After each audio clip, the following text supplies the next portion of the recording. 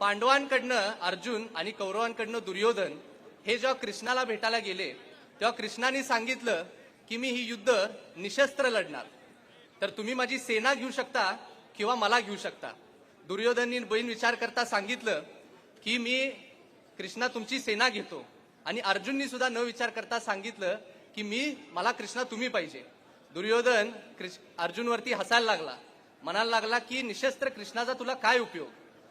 जेव्हा कृष्णांनी अर्जुनची बाजू घेतली तेव्हा त्यांना विचारलं की मी तुमच्यासाठी काय करू, तेव्हा अर्जुननी सांगितलं की तुम्ही माझे सारथी व्हा.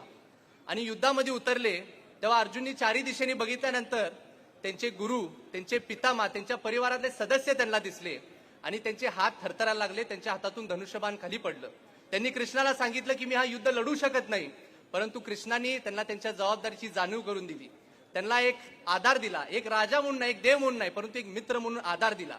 एका अंधारात सुद्धा सूर्याची किरण दाखवली आणि परत एकदा अर्जुनमध्ये एक ऊर्जा निर्माण झाली. अर्जुन ते युद्ध लढले आणि विजयी झाले.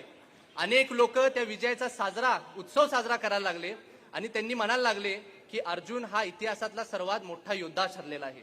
परंतु अर्जुनला माहित होतं की ही युद्ध कृष्णाशिवाय जिंकणं त्यांना शक्य नव्हतं.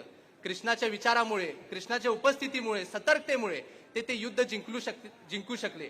मी ही घटना एवढ्यासाठीच सांगतोय कारण इथं बसलेल्या प्रत्येक व्यक्तीला मला एक संदेश द्यायचा आहे.